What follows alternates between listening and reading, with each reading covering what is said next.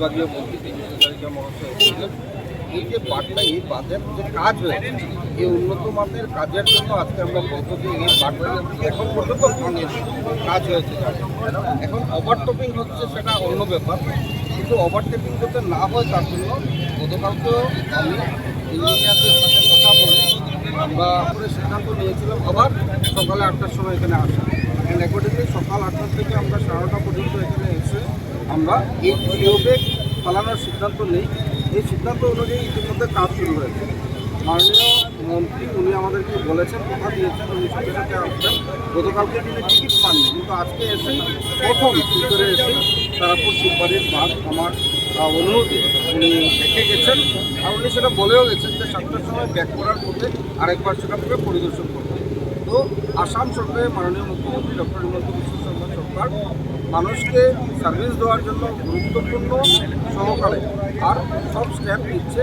আমি আশা রাখছি যে পরিস্থিতি আজকে সম্মুখীন আমরা হচ্ছি এটা ন্যাচারাল ক্যালামিটি কারো হাতে নেই, কিন্তু এটাকে মোকাবেলা করার জন্য আজকে আসাম সরকার দায়বদ্ধ। আর আসাম সরকারের পর্যাপ্ত পরিমাণের ব্যবস্থা রয়েছে এটাকে মোকাবেলা করার জন্য। তাই জনসাধারণকে আমি অনুরোধ রাখবো যে আজকে ডিসি মহোদয় গতকালকে আমি বলার পর উনি একটা অর্ডার ইস্যু করেছেন। আপনারা দেখেছেন যে হেভি ভেহিকল রেস্ট্রিক্ট করা হয়েছে। প্রয়োজনে আমরা অন্য ভেহিকল রেস্ট্রিক্ট করছি, কিন্তু এই মুহূর্তে আমরা 4 হুইলার 3 হুইলার 2 হুইলারকে রেস্ট্রিক্ট করছি না, কারণ মানুষেরও আসা যাওয়ার ব্যবস্থা দিতে হবে। তো 4 হুইলার হেভি ভেহিকল রেস্ট্রিক্ট হয়েছে। আর আমি আশা রাখছি যে যেভাবে আপনারা সহযোগিতা করছেন এইভাবে সম্পূর্ণ সহযোগিতা করলে আমরা আজকের দিনের এই ক্রাইসিসকে ওভারকাম করতে পারব। লাস্ট কোয়েশ্চেন, কালকে সন্ধ্যা আপনি বলছেন বড় গাছ বন্ধ হয়ে বন্ধ হয়ে করে দিয়েছে। এখন বলছে যে ওরা বলছে ডিপার্টমেন্ট বলছে জিও ব্যাগ মার্কেট থেকে আসবে, বললেন যে এইটা ওটা তাকে ফুলফিল করা যাবে। কিন্তু জিও ব্যাগের যে মানে অ্যাভেলেবিলিটির ব্যাপারটা সেটা স্বাভাবিক। আজকে এখানে শিববাড়ির যে পরিস্থিতি সেভাবে পরিস্থিতি কিন্তু গোটা কাঁচা মতো পড়াকে রয়েছে।